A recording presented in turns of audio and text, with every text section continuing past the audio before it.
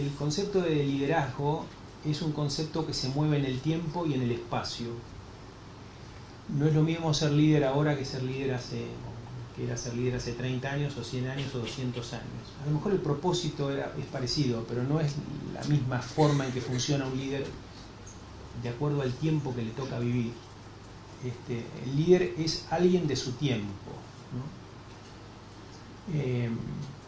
Por eso el concepto se mueve y va cambiando y va tomando distintas aristas, y es bueno verlo desde esa perspectiva, porque lo que es ser líder hoy no necesariamente es lo que es ser líder mañana, y mañana cada vez es más rápido. Antes mañana era dentro de 10 años, ahora mañana es dentro de un año.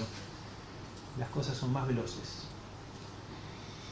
El segundo tiempo es del espacio, es lo que algunos llaman liderazgo situacional, o de donde estés. Sí, arriba de un avión, el líder es el que maneja el avión, sin duda. Eso siempre, digamos, en las entrevistas de trabajo en la compañía, cuando tomábamos una recepcionista o una telefonista, le decía que era la líder de la empresa. Y me miraba como diciendo, me estás tomando el pelo, ¿no? Como si voy a ser yo la líder si soy el salario más bajo por ahí de la empresa. Y bueno, cuando vos atendés el teléfono, vos sos la empresa. Vos sos la conexión que hay entre el cliente y la empresa. Y de tu trabajo, de la calidad de tu trabajo, depende que nosotros después hagamos negocios. Con lo cual, vos sos una gran líder para nosotros. Entonces, el tiempo y el espacio. Ahora, déjenme explicarle o contarle qué pienso yo que es ser líder de este tiempo.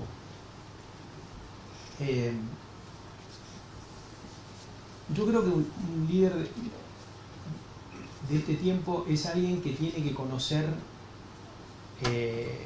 el paradigma. O sea, tiene que entender a su tiempo, tiene que entenderlo desde el punto de vista de cómo funciona la sociedad, de cómo funcionan los individuos, tanto en sus aspectos individuales como colectivos. Tiene que entender la tecnología, tiene que entender el gobierno, la gobernabilidad. O sea, tiene que tener algún tipo de pie a tierra sobre qué es lo que está sucediendo y qué es lo que puede llegar a suceder. Hay casos de líderes que están en otro...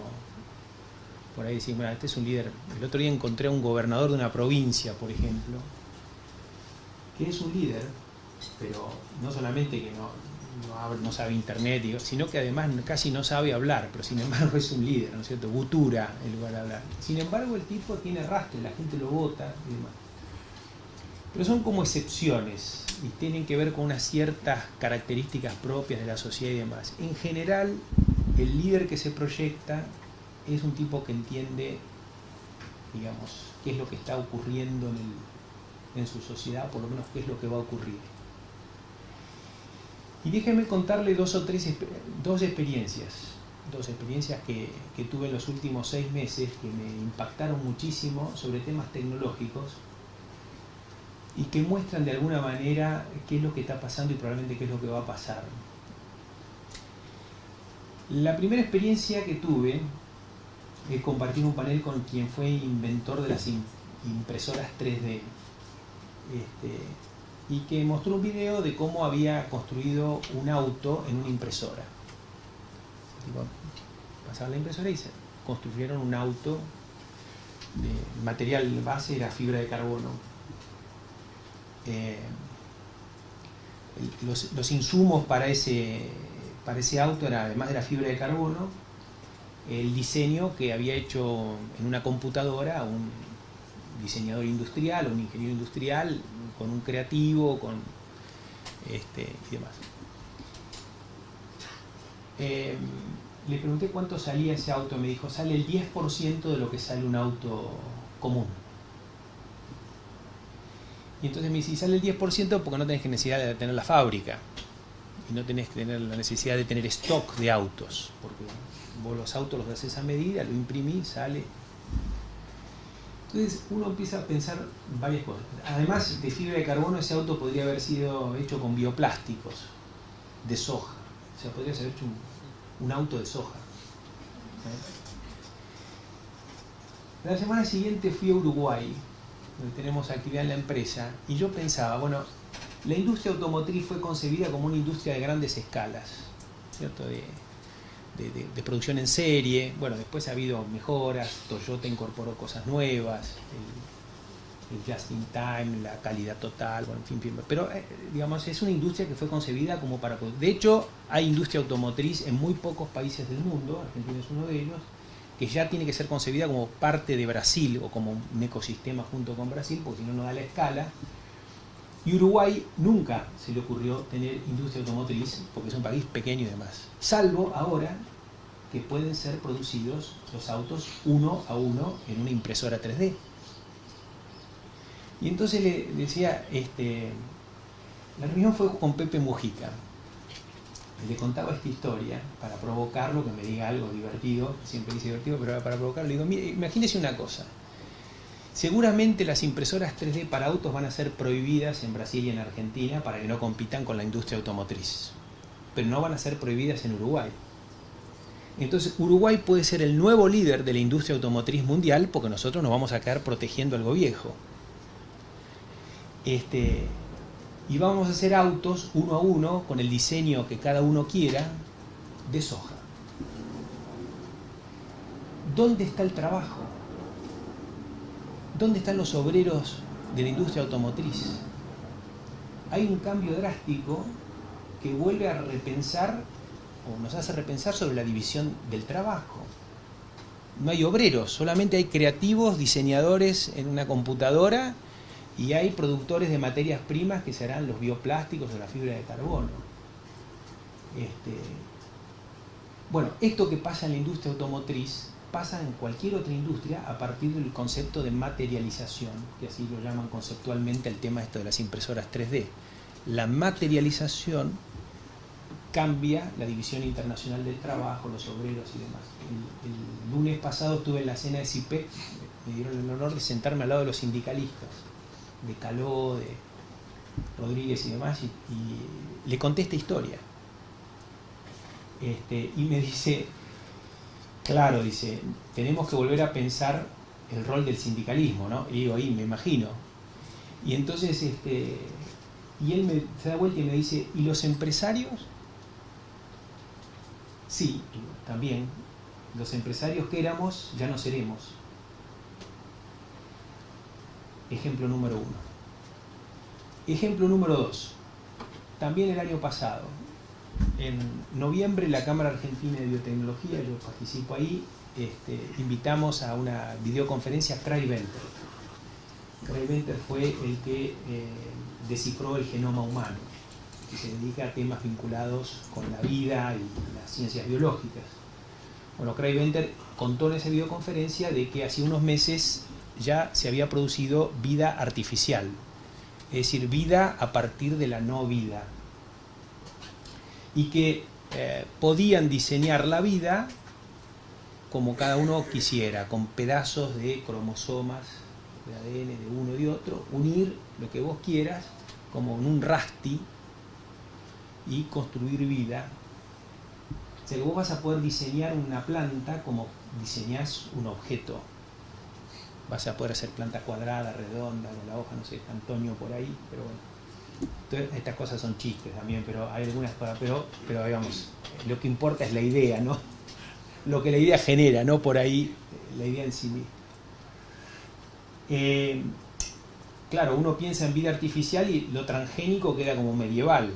O sea, seguir discutiendo de transgénico es algo tan viejo, digamos, cuando ya estás discutiendo de vida artificial. Entonces vas a poder diseñar las plantas para producir lo que vos quieras. Y las plantas no solamente pueden producir alimentos, sino que pueden producir energía, pueden producir enzimas, pueden producir medicamentos, textiles.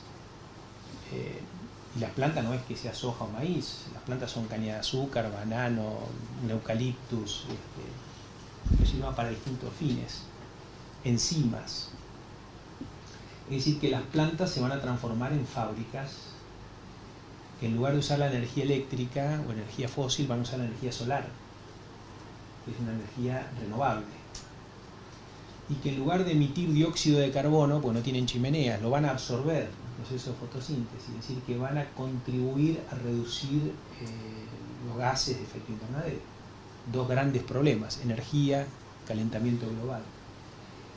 Y además agrego, esas plantas fabriles van a estar diseminadas en áreas rurales, o sea que revierte el sentido de la migración que generó la primera revolución industrial, donde llevó gente del campo a la ciudad. Es decir, que estamos frente a una especie de nueva revolución industrial verde, donde las fábricas van a estar en otras áreas distintas y se va a producir de distinta manera. La materialización, la vida artificial, pero podemos hablar de la robótica, de la nanotecnología, constituyen una especie de convergencia tecnológica, todo aceitado por las tecnologías de información y comunicaciones, que cambian dramáticamente los negocios y la forma de vida, la división del trabajo, el sentido de las cosas, muchísimo de aquí para adelante. El líder o el liderazgo tiene que entender eso porque no es un tema exclusivamente tecnológico. Lo tecnológico tiene mucho impacto sobre lo cotidiano, sobre lo humano. Porque si eso tecnológico, además, esa plataforma tecnológica, que otras veces en otras partes de la historia de la humanidad hubieron de saltos tecnológicos importantes como el que vamos a ver, ahora lo que pasa es que la financiarización, el tema del acceso al capital, le da una viralidad, una velocidad, una profundidad a esto como antes nunca habíamos visto. No es que lo financiero es todo negativo, ¿no? O sea, por supuesto que hay desvíos enormes y causan dolor y demás, pero lo financiero, esto si no hubiese habido financiarización de la economía no la tenemos ahora, la tenemos dentro de 100 años, y todas las cosas que están ocurriendo, ¿no? Y después ocurre otra cosa, tiene mucho impacto sobre el funcionamiento de nosotros.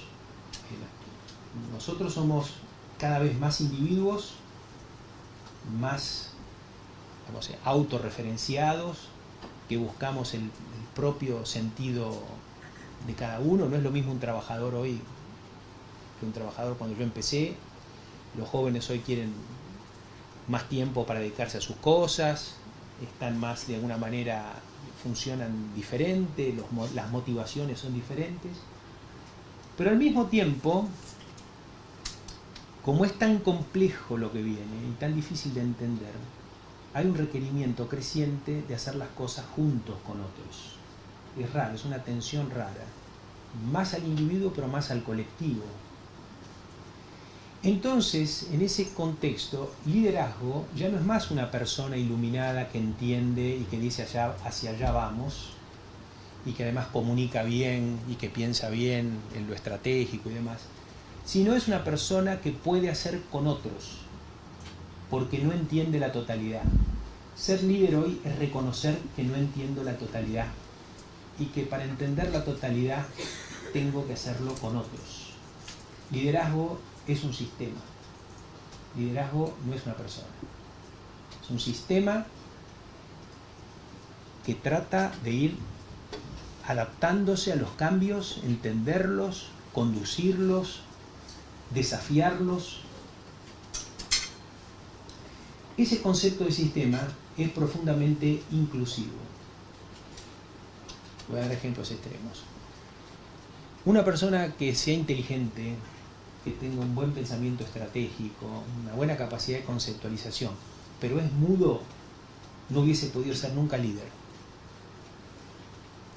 Una persona que habla muy bien, pero es hueco, no hubiese podido ser nunca líder. Ahora, esos dos tipos juntos pueden ser líderes en el sistema. Pueden constituir un equipo de trabajo donde uno hable lo que el otro piensa. Entonces, no hay gente que pueda estar afuera. El requerimiento o el requisito sería entender sus propias capacidades, sus propias competencias y buscar competencias complementarias en otros para transformarse en equipos exitosos o equipos líderes.